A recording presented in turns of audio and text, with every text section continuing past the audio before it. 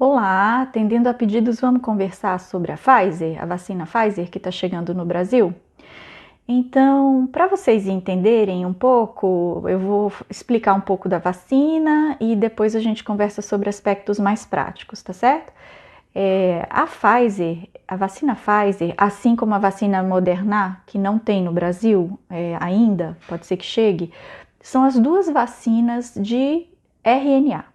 Então, essa é uma tecnologia, entre aspas, nova, tá certo? É diferente aí das vacinas anteriores aí que a gente tem de para coronavírus, que a AstraZeneca, Oxford, a Coronavac, a Sputnik, etc. Então, a vacina Pfizer, ela é uma vacina que ela foi então desenvolvida em cima de uma tecnologia que já vinha em desenvolvimento aí de talvez 10 anos ou mais para cá. E aí ela ganhou tração, porque uma tecnologia nova nunca nasce assim do zero, tem toda uma dificuldade inicial de realmente ter as rédeas ali da coisa, e isso aí então foi tentado em outras epidemias anteriores, se não me engano até de coronavírus, no MERS, se não me engano. Não deu certo, aí continuou o desenvolvimento, chegou agora nessa que é a vacina Pfizer. Então, qual é a questão da vacina Pfizer? Primeiro é o armazenamento. Então, ela precisa de um armazenamento aí de menos 70 graus. Então, precisa de ultra freezer, que a gente chama.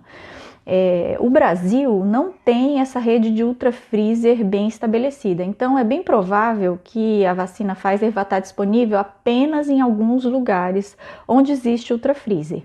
Já a Moderna não tem esse problema. A Moderna, ela, depois dela ser, pelo que eu entendi, depois dela ser preparada, ela pode ser armazenada numa temperatura, entre aspas, mais razoável.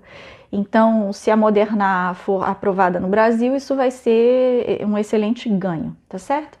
Aí você pode então agora ficar pensando quais são as contraindicações, quais são as indicações. Então, do ponto de vista de contraindicação, essas vacinas de RNA mostraram que podem desencadear choque anafilático de novo. Estamos falando de evento super raro, então não foi nem detectado nos estudos de fase 3, que incluiu mais de 60 mil pacientes, só quando você começa a vacinar milhões e milhões de pessoas que você vê. E quem foram as pessoas que tiveram essa reação de choque anafilático? Pessoas que já tinham um histórico de alergia importante. Alergia importante não é rinite alérgica, tá certo? E não é a asma leve, que vocês têm, assim, que a população, eu digo a população, tá certo? Alergia grave a alimentos, medicamentos, alergia, qual foi? Picada de abelha, tá certo? Então, assim, picada de inseto, é preciso ter um histórico de alergia importante para ser de fato uma contraindicação para essas medicações. A outra coisa é que, do ponto de vista de estrutura, a pessoa precisa ficar em observação e a recomendação é 20 a 30 minutos, porque dos estudos reportados, a maior parte das reações anafiláticas acontecem aí nesse intervalo, logo depois da vacina até 20, 30 minutos. Para tratar um choque anafilático não é complicado, você só precisa saber o que fazer e ter o material, né? Que é adrenalina intramuscular e antihistamínico, enfim. Desse modo, então, tem essa questão aí da alergia. Agora, a Moderna, mesma coisa, tá certo? Agora vamos falar E aí, normal, reação no braço, dor no braço, pode ter uma moleza, tem gente que não sente nada, isso não significa que não pegou, tá certo? E tem gente que tem uma febrícula, fica super prostrado, fica no sofá ali uma tarde, isso é normal, tá certo? Isso não é problema.